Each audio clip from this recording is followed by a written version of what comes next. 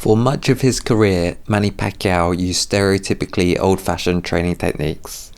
While some of these training exercises may seem wishy-washy to a bodybuilding or strength and conditioning coach focused on muscularity or maximum theoretical force production, Pacquiao was able to achieve great success during his career, becoming the first 8-weight world champion in the history of boxing. In terms of a basis for the training ideas which Pacquiao used, according to his head boxing trainer Freddie Roach and his original strength and conditioning coach Justin Fortune, most of the ideas about training are based on the trial and error experimentation of boxing coaches from previous generations. At this point in the video, I think it's necessary to acknowledge that Pacquiao had 2 strength and conditioning coaches during his career. His first trainer was Justin Fortune, who he worked with until he had a falling out with head boxing trainer Freddie Roach. We had a falling out a while back and over some money and so forth, and then he sued me for defamation of character. He then worked for a few years with Ariza, who worked alongside head boxing trainer Freddie Roach, who would forbid Pacquiao from lifting weights as he felt they were detrimental to speed. I believe Roach has said he believes weight training is detrimental to speed in many interviews. I will leave a link in the description to an interview with Roach where he says, quote, "I mean, why would you want to lift weights when your main asset of your guy is speed? Why would you want to slow him down?" End quote. According to Ariza, there would be a 2-year gap between Pacquiao's victory over Margarito and his loss to Juan Manuel Marquez, where they would stop doing strength and conditioning entirely. Well, yes, I was out. Oh, I was still doing the stretching and stuff like that, but as far as strength and conditioning, they had removed it completely. For the bulk of the rest of his career, Pacquiao would go back to Justin Fortune, who would work as his strength and conditioning coach for the bulk of the rest of his career, including his memorable win over Keith Thurman.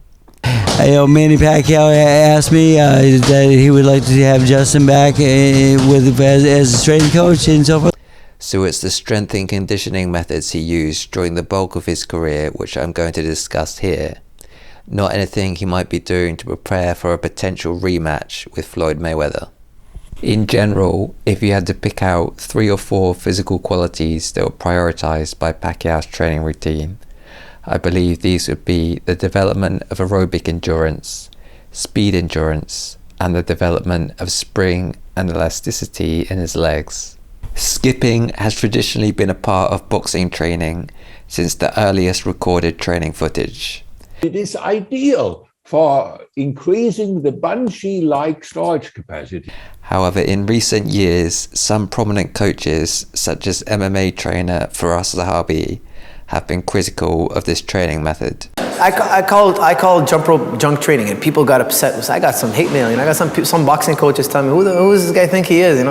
Hey, Muhammad Ali jumped rope. Yeah, he jumped rope. He did a lot of things. Recent advances in imaging techniques used by scientists have been able to show some of the unique benefits of rebound-style exercises such as skipping, which corroborates the experiences and recommendations used by boxing trainers for over a century. Robert Schleip is a lead researcher in human connective tissues, also known as human fascia. When I say connective tissues or fascia, this is an umbrella term that refers to some obvious connective tissue such as the Achilles tendon, which connects the calf muscles to the heel bone, and some less obvious connective tissues which sit beneath the skin. Through Robert Schleip's research, he has found a significant training effect of rebound-style exercises on human connective tissues, aka human fascia. If you don't move, your fascia changes from an elastic stocking into dry ropes. Whilst any movement may be good for the body at a muscular level, when it comes to training fascia, aka connective tissue, specific types of movement may be needed. You get a more elastic recoil and more crimpy collagen in your tissue. And that was shown, for example, in joggers, but not in swimmers, because it's very difficult to bounce in the swimming water. One thing to interject about Pacquiao and swimming is that at one stage Alex Ariza wanted to get Pacquiao swimming. However, Pacquiao pushed back, saying he thought it made his body tight. Swimming is like this. Well, body's gonna be tight because The one supplementary sport Pacquiao was known for doing during his career outside of pool was basketball, which Pacquiao said he thought improved his lateral movement and coordination. balance. Whilst the training of this elasticity has the most pronounced and scalable effects on the lower body, it is also possible for the upper body to become trained to become more elastic. My colleague, Robert Schleip, who's a top German scientist, did an ultrasound on the right pec of Thomas Roller. Thomas Roller won the gold medal in the javelin in 2016. You can see Thomas Roller competing in the javelin here. He did win the 2016 Olympic gold medal in the javelin. Scans would reveal that his elastic tissue in his right arm was 6 times larger than a normal person. 3 millimeters on this side, a half a millimeter on this side. Whilst the numbers here are quoted in millimeters, and the connective tissue may seem small in comparison to the muscle, you could think of the connective tissue as a multiplier of the energy produced by the muscles in this context. And what we discovered was that about half the energy that you impart to a ball or a spear when you throw it comes from that elastic energy stored. Although a boxer like Pacquiao may not make as much use of elastic energy as a javelin thrower, as he has to worry about telegraphing his punches and getting hit back, he undoubtedly makes at least some use of elastic energy when going from a retraction to an extension at fast speed. In terms of the development of elasticity in his upper body, high volumes of punches with fast limb movements likely help to develop this elasticity for Pacquiao. Although Pacquiao would also do press-ups on his knuckles during training for fights, these would likely be too slow to train the upper body for elasticity. Without getting overly sidetracked by these knuckle push-ups, these likely increase the density and strength of the bones due to Wolff's law. But returning to the issue of elasticity. Look at the Shaolin monk doing all the punches, right? Like on like punches and various movements, and they obviously don't have huge muscle mass, but that repetition had a very strong impact on the connective tissue, the fascia. Many people, like myself, might be skeptical of the practical fight skills of a Shaolin monk, especially in comparison to a guy like Pacquiao. But personally, I would say they are impressive athletes. Referring back to the exercises which Pacquiao actually does, he skips as mentioned. He's also known for going on long runs. Furthermore, he does various skills with an agility ladder, which are presumably designed to improve his elastic energy potential, while simultaneously improving or maintaining his coordination with his feet. Some of the exercises he does, such as squat jumps and box jumps, could be seen as improving elasticity, but also shift towards a goal of increasing force development in the legs. Although some people would call Pacquiao playing basketball him doing another sport rather than a strength and conditioning exercise, you could argue that it fits in with a lot of his other training, as it's a plyometric activity that is probably more interesting than another round on the agility ladder, and it probably helped to avoid the repetitive strain that may have come with solely boxing training. You can also find some examples of Pacquiao doing push-ups in a more rebound or plyometric fashion. The final thing I will say about this issue of elasticity is that it might be able to partly explain why Pacquiao is able to maintain his combination of speed and endurance. Fast-twitch muscle fibers are known for allowing people to move fast and yet burn out quickly. Yet the recoil of tendons occurs faster than the fastest twitch muscle fibers are able to contract. The recovery phase of the tendon shortens much faster than any fast twitch muscle fiber could be doing. On the endurance side, this elasticity is able to offer free energy, as similar to how a spring can recoil without you touching it. Once the elastic tissues are loaded, the muscles won't necessarily need to provide energy for movement to occur.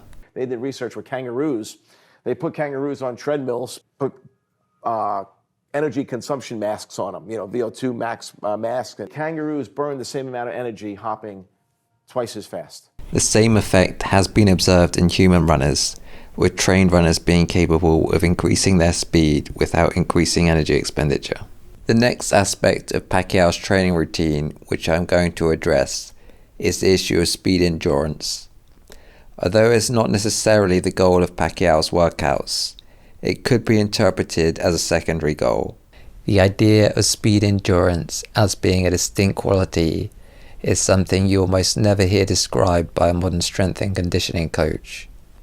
In terms of combat sports, this is often a source of conflict when a striking coach meets a strength and conditioning coach.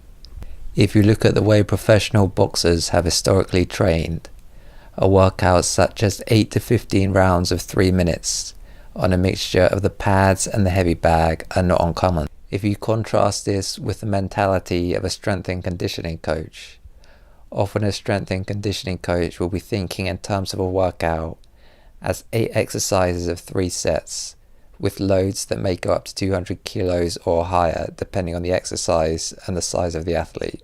Therefore, when a strength and conditioning coach hears of the numbers involved in a workout on the heavy bag, such as 60 punches a round for 8 rounds with a weight of 0 kg, the numbers can seem outlandish. Therefore, it's not uncommon for a modern strength and conditioning coach to call for this type of workout to be heavily reduced or scrapped. Yuri Verkhoshansky is a name that often comes up in connection with the debate as to who is the greatest sports scientist of all time. In his book, Fundamentals of Special Strength Training in Sport, he describes some training principles that might apply to Pacquiao. To quote, he says, "Speed strength, strength endurance, and speed endurance are not derivatives of strength, speed, and endurance, but are totally independent qualities." So if you have a strength and conditioning coach claim that strength is a basis for speed, you have to question what actually, arguably the sports science goat, is saying that speed endurance is a completely independent quality. I mentioned before that elasticity is able to provide free energy. It is possible that there may be another way in which the body adapts to repeated fast movements that scientists have not been able to precisely elucidate. One workout that Pacquiao would do that I haven't mentioned so far is punches with dumbbells to build endurance in his arms. These are what we get Pacquiao, Vasquez, pretty much all our fighters are doing this. However, I think it should be pointed out that this is quite a different stimulus to lifting heavy weights in the way Pacquiao would be instructed to do it. Try and go as fast as you possibly can on these. Speed is important again. It's all explosive, fast movements. This is boxing.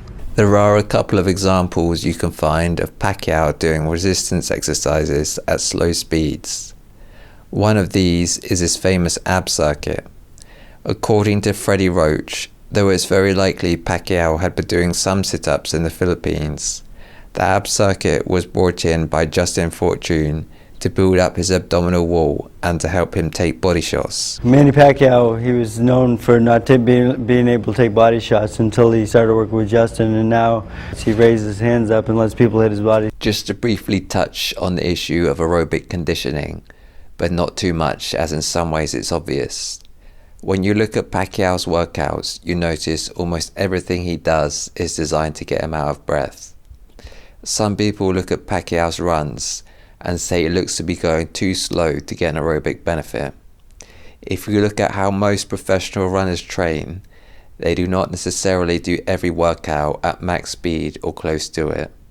Steve Ovett was the 800-meter champion at the 1980 Olympics. If you look at his training logs, he built an aerobic base by running over 100 miles in the early season, yet he still was able to be the world number 1 in an event that lasted less than 2 minutes. So in conclusion, Pacquiao has a highly specialized strength and conditioning routine designed for a boxer at a lighter weight that needs speed, bounce and coordination for 12 rounds. He puts very little emphasis on muscular endurance or force production, so a grappler looking to apply crushing pressure in a more static position would need a different routine. That said, I find it hard to believe his routine wasn't effective. Otherwise, I don't think he would have become 8-weight world champion. Pacquiao's hands are blindingly fast. His hands are so fast that no opponent sees the punches coming. And the world just cannot figure his movements out. And Pacquiao's got that little rhythm that still is bothering him. and he punches off of that rubber. Pacquiao showing tremendous stamina.